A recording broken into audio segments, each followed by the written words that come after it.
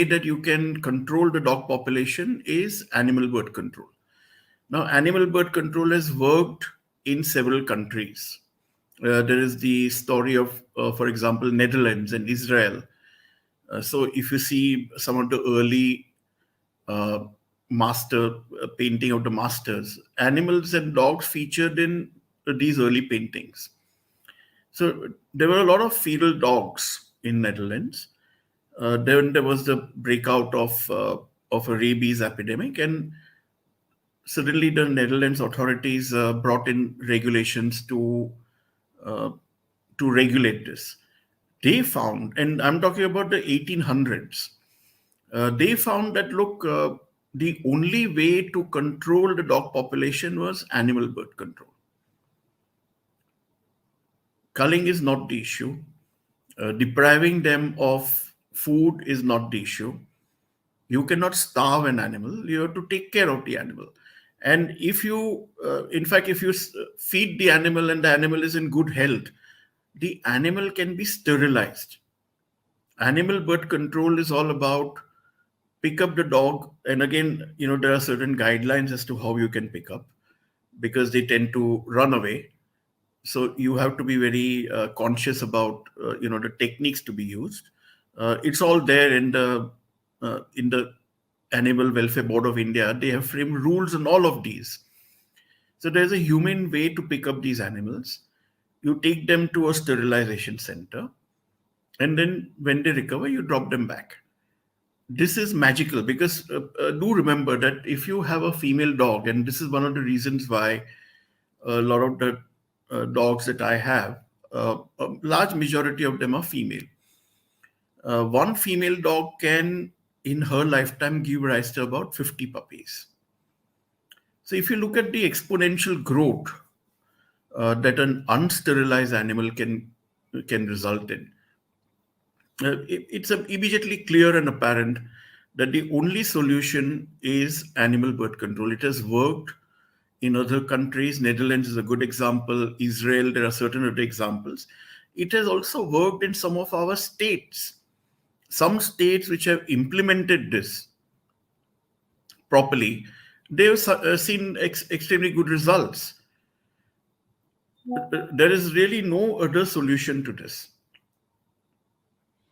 So can you, for example, give a few names of the states that have executed this sterilization policy well? Yeah, so I have, Haryana, Jaipur, Chennai, Nilgiris, in Bombay. So sometime in the early 1980s, Bombay had a culling program. A lot of dogs were electrocuted brutally.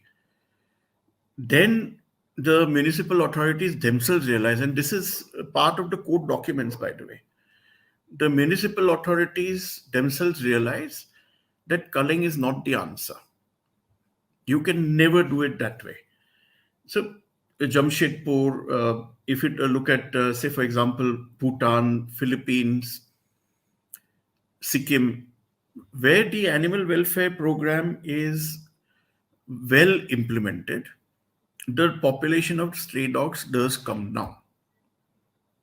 There's no doubt about it. It is a proven fact. There is a WHO document that says that this is the only way to overcome this problem. The other thing, people often talk about rabies. Now, look, first of all, dogs are not the only animals that spread rabies, but vaccination of stray dogs is very important. So if you have a stray dog, if you're a feeder, if you're looking after stray dogs, most feeders nowadays do take care of their vaccination. It's in any case a guideline now. If you're taking care of community animals, you must be responsible enough to also take care of their health and the health of the humans around. So vaccination is another big issue. Secondly, there are states where sometimes there is no vaccination available. So even if there's a dog bite, right, and people say, oh, the person died of rabies. But the point is that did the state have the requisite stock of vaccinations? Now, of course, I must tell you here that there is a wide range of opinions. One of the huge problems is that the people who love animals are not united in their opinion, and but it's a very large constituency. But people do differ from household to household. So there are people who love animals, but they take in an animal and they find that, oh, I can't take care of the animal, and then they abandon them. A genuine animal lover would never abandon an animal. Really. I mean, you cared for the dog stayed with you as part of your family, and then you let it go, right? But sometimes people do think that this is what happened, by the way, during the pandemic. A lot of people were locked into their homes, and they thought that, look, I need some company, let's adopt. And they did adopt. And then when the pandemic ended, they said, oh, I can't look after the animal. They let it out on the roads. This is one part of the problem there. You can't do that. The other issue is that people who like animals tend to buy from breeders. Right now, breeders are not really the most ethical in terms of their practices. Some of these, uh, you know, these breed dogs are bred internally. So you could have a situation where you're buying a pup, which the parents of the pup are from the same litter, which is absurd. Right? And these dogs do tend to develop genetic issues as time progresses. So, for example, it is quite well known that Labradors, which is a very popular breed, for instance, they develop hip problems as time goes on. This is all because of the inbreeding. So there are the AWBI, the Animal Welfare Board of India, also has regulations on breeders, but it is also up to the people who claim to be animal lovers to ensure that, look, why should I buy a dog from a breeder? Because there are so many animals that are homeless. I call them homeless dogs or community dogs, right? And these homeless dogs, they're voiceless creatures. So quite apart from the need to look after them, we have to be a little more empathic. Uh, the media has unfortunately played a very negative role in recent times, which is probably what you picked up. Yeah, I mean, in fact, I'll give you an example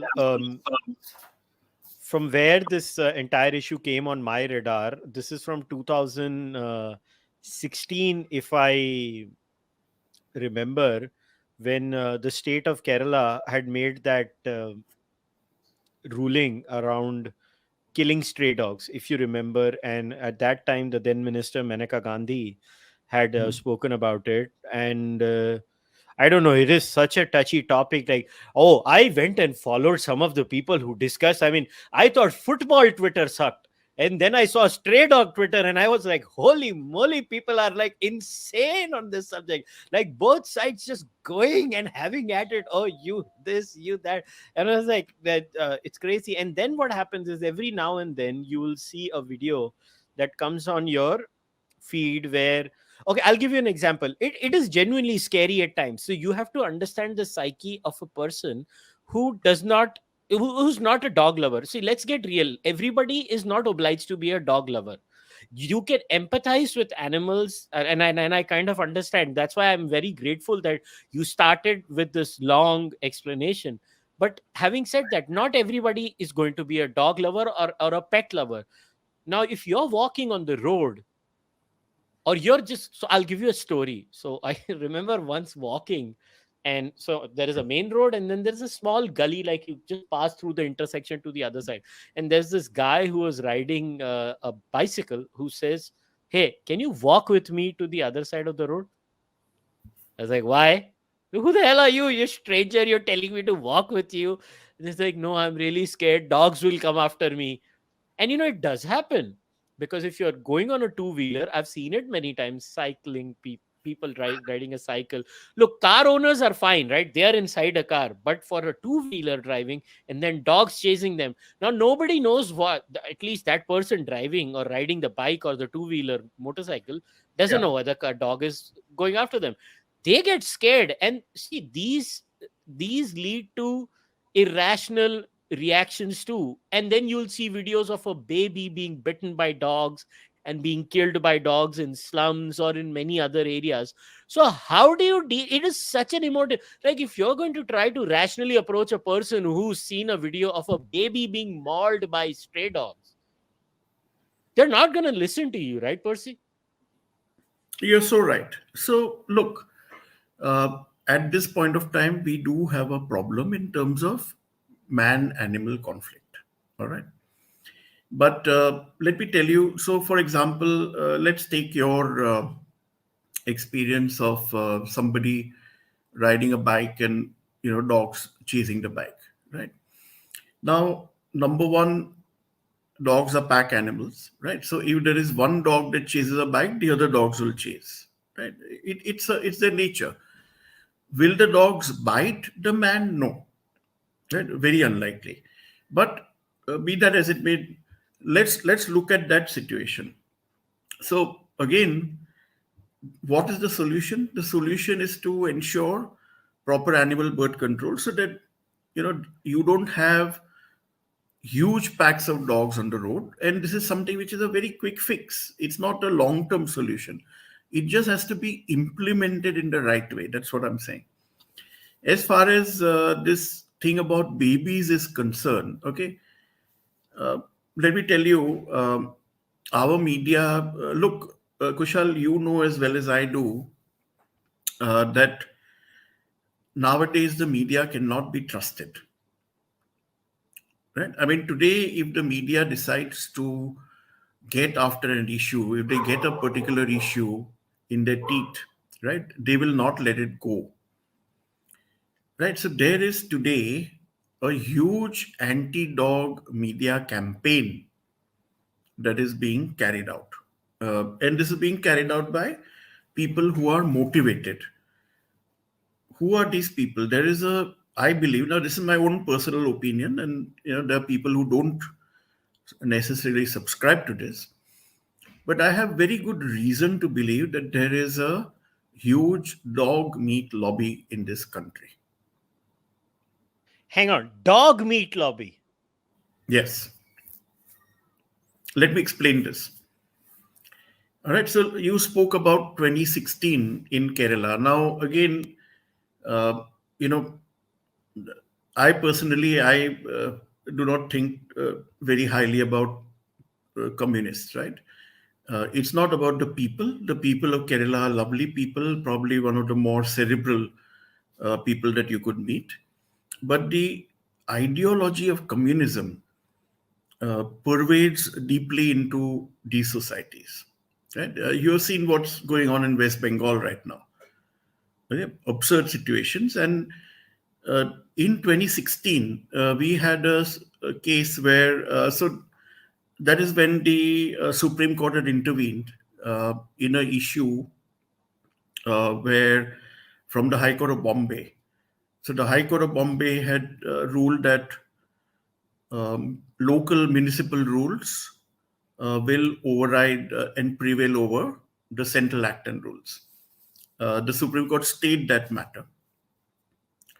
And that is when the 2016 type of cases were going on. Kerala also jumped into the fray at that point of time. I can't say too much about it because I'm, one of the counsels in that case. But I can certainly tell you that uh, in that 2016 era, the Supreme Court clearly said that look, you cannot have cruelty against animals. And the way in which certain groups of people in Kerala were killing stray dogs, there were some horrific pictures that came. In fact, some of them were hauled up before the Supreme Court for contempt of court. I do believe that this group of there's one particular individual, in fact, who was hauled up, and in fact later it was discovered that he was into prostitution. He was picking up young women, from an orphanage, and he was in that racket, and he was incarcerated for that reason. Right? If he had been incarcerated for contempt of court, maybe that would, that issue would have been solved. But anyway, so This issue in Kerala came up in 2016.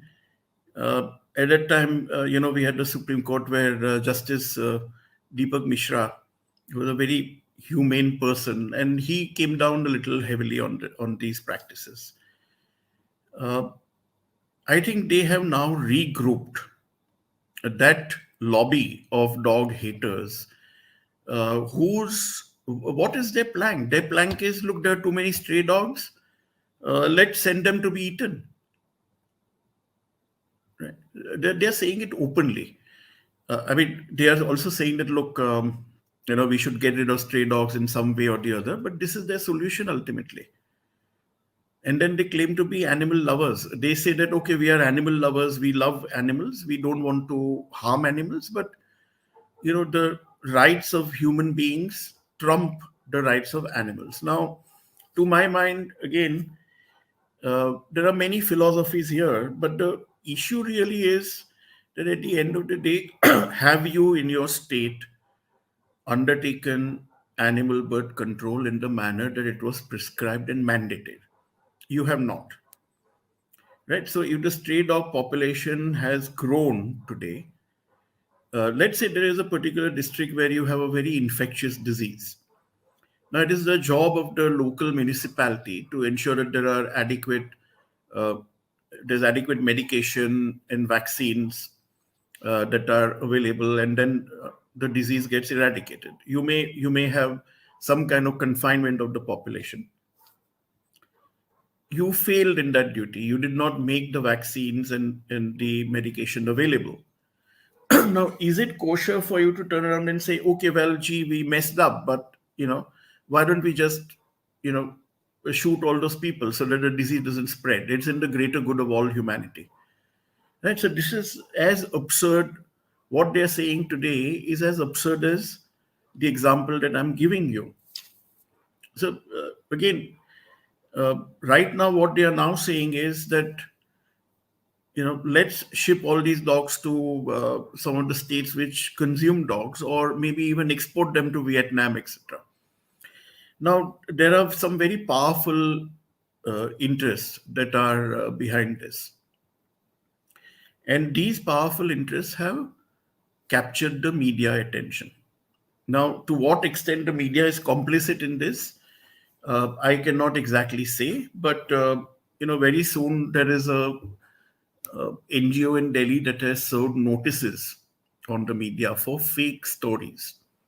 There have been a lot of fake stories. This is all fake news. Most of this is fake news. And I'm not exaggerating. So let me give you a few examples. So there was uh, about 6-7 months ago, there was a headline that says, uh, "Pet dog kills owner." Right? It made the round because there's one headline and then all the other news houses pick it up.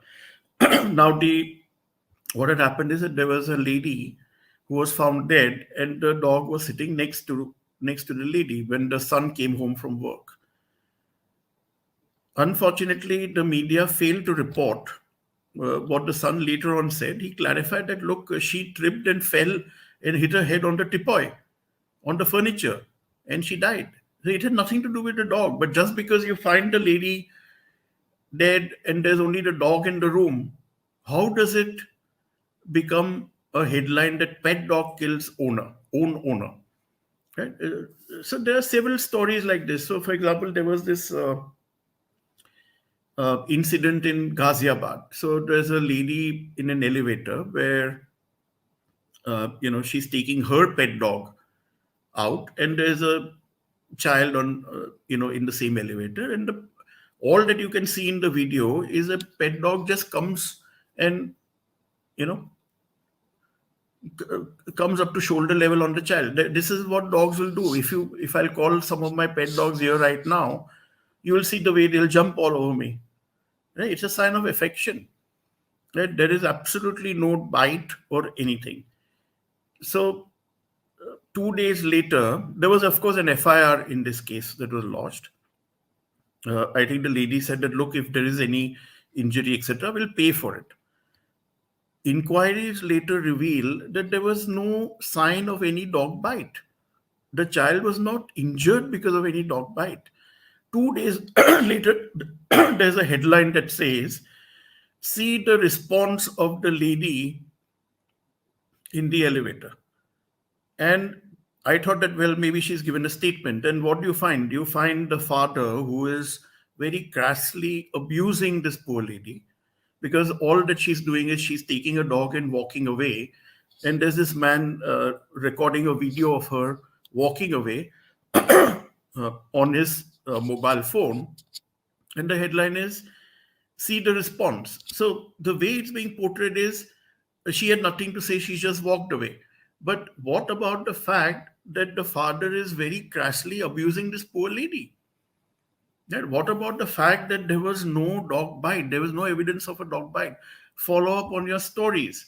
There have been some very horrific incidents. I'll tell you about one more. So there was an incident in Noida, which after all is NCR, as you know. Now, it's a large society. So there were two manual laborers, husband and wife, who were working in the front of a particular building. Their infant child was found at the back. This was sometime around the Diwali period. Infant child was found at the back with a wound on his stomach. Immediately moved to hospital and passed away in the hospital. A very unfortunate situation. Now, this incident was blamed on the dogs. Now, as it so happened, this society had a lot of, internal strife between, some of the feeders in that society and other residents and the RWAs who were demanding to know, why are you feeding the dogs, etc. The same kind of nonsense that goes on quite regularly. Now, when you look at that incident, Kushal, look at the facts. There is no eyewitness who saw the child being attacked by the dogs. All that they found is that there were dogs that were standing around the child and barking, which is what dogs will do to attract attention.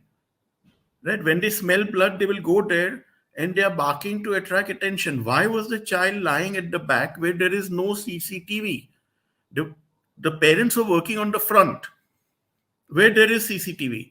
The child is at the back where there is no CCTV. Moreover, you blame the dog bite. Now, when I showed that video to a few veterinarians, they said, look, this doesn't look like a dog bite, because in a dog bite, the skin would be shredded. Right? This is a clean cut. Right? More importantly, there was no post-mortem report. Now, have you ever heard of a situation where any human being dies in an hospital and there is no post-mortem report? Why not? Right? So the circumstances are very suspicious.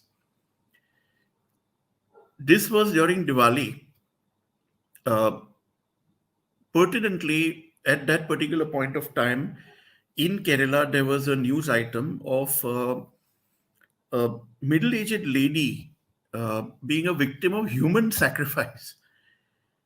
What kind of a age are we living in, right? So there is some kind of belief that there are certain days in or around Diwali where human sacrifice is the thing to do.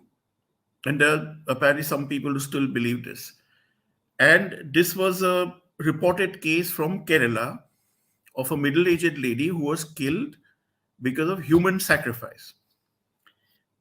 2 days after the Noida incident, there was a very similar incident with an infant in Bangalore. In that case, the authorities investigated the matter and they said that this is not a dog bite issue. This is a case of human sacrifice. Right? Now, this is what we know. What we also know is that the media blew up the issue and reported it as dog small infant. Right? There is no evidence of that happening. There is no post-mortem report that shows that this was actually a dog bite incident. Very mysteriously, there are some animal, lovers who tried to reach out to the parents to find out what happened, why was the child lying there. The parents had disappeared. They went away to their native village. Right now, today, for all you know, Kushal, there is a killer that is still walking the streets. Right. So I would look the media.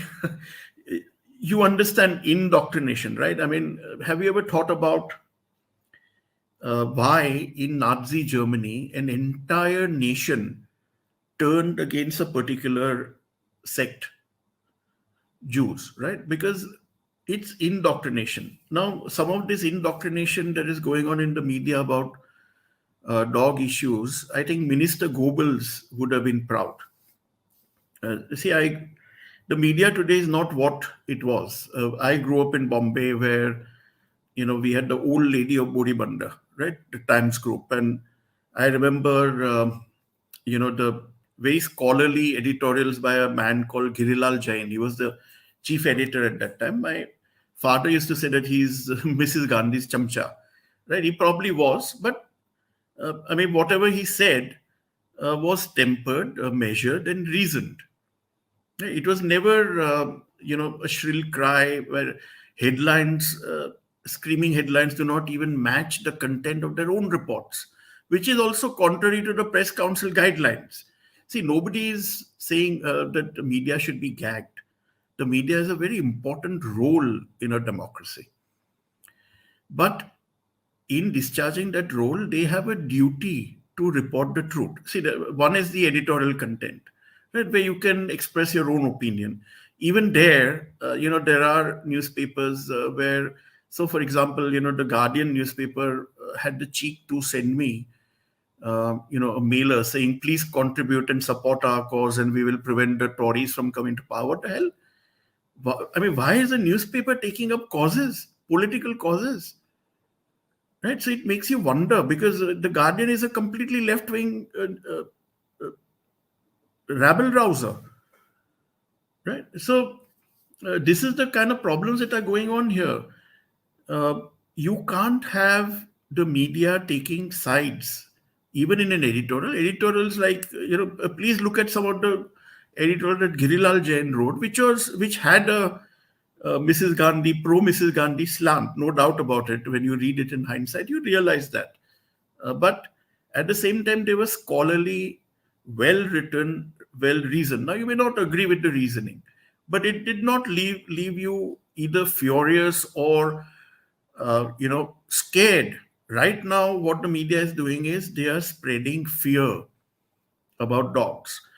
This is nothing short of a huge ad campaign. It's like selling toothpaste. Suppose tomorrow somebody is launching a new brand of toothpaste. What will you do? You'll have a PR agency. The PR agency will, apart from ads, there will be, there will be a media campaign that goes on, right? There is nothing short of that. Look, when just around the time that this Noida incident happened, I was stunned. There are a bunch of people who are distributing T-shirts which read, "The street dogs go after our tastiest children." T-shirts. Now, this is a media campaign. Who would do this? Dogs go after our tastiest children. Look, ultimately, at the end of the day, there is something about us as a people which makes us vulnerable to propaganda, right? And this is a media campaign that has been perpetrated.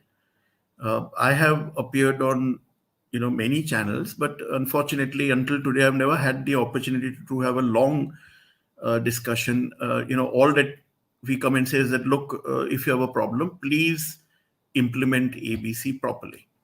The countries which have implemented animal birth control do not have these problems, right?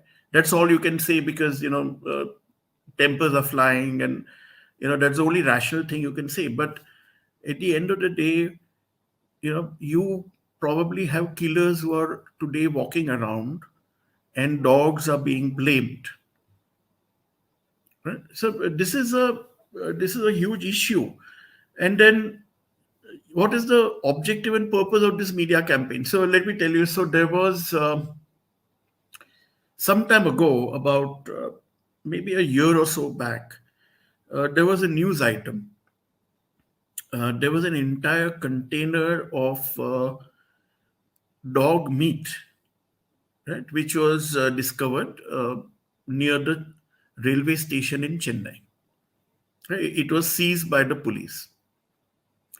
And there were, if you see some of the newspaper photographs of that dog meat, it's obvious that it's a dog, right? Because it's not the size of a lamb or a goat, right? And it is wrapped in plastic.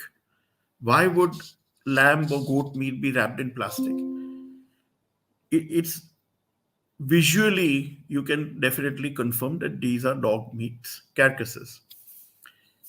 So the container was seized. It was sent to a lab, and then the lab comes back and say, no, no, it's not dog meat. It's, you know, mutton, which is absurd. I mean, I'm sorry to tell you, but we are still living in a country where you can get anything done, right? You want a first post-mortem report, you want a certificate from a lab.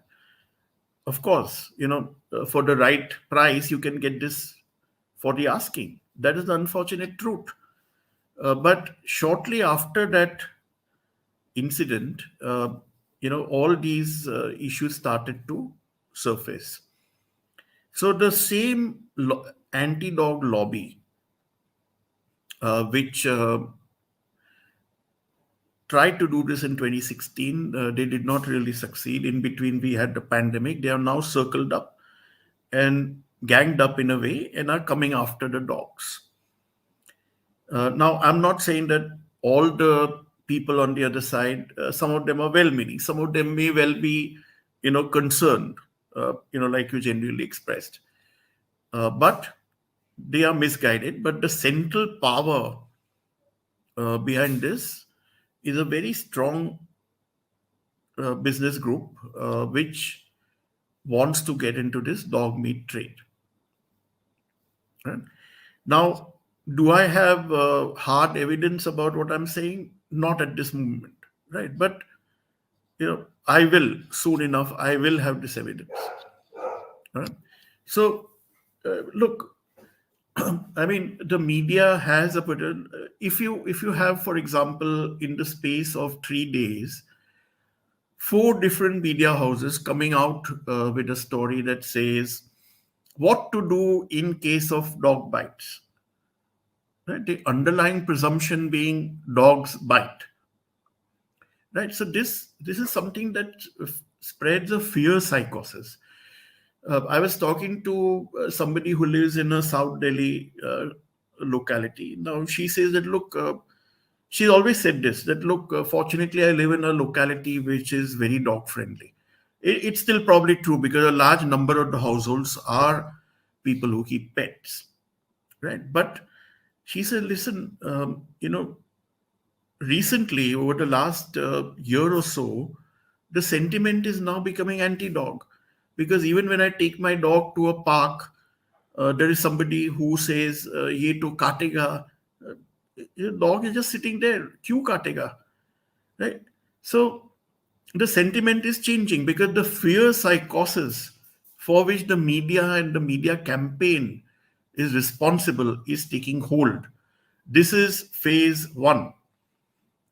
Phase two is that all the RWAs are now saying that, okay, let's stop the feeding, which is the wrong thing to do. Because if you stop the feeding, you're making the dogs even more ferocious. Right? So all the RWAs are now saying, okay, let's stop the feeding. If there's anybody who feeds, let's penalize them. Now, this is, by the way, contrary to the rules. It is also contrary to, for example, in Delhi, we have a order, a very nice order by the Delhi High Court, which sets out very rational guidelines for feeding of dogs. There has to be a spot that is designated for feeding, so that the other residents are not inconvenienced. The feeding times are set out, and the feeders have to be responsible enough to follow those rules. But if you follow that, There is absolutely no reason for this man-animal conflict that we are now seeing. But those rules, unfortunately, the rules are not well implemented again. So that is part of the issue. But at the end of the day, we have to find the solution, and the only solution is what is already a tried and tested formula, which is animal birth control.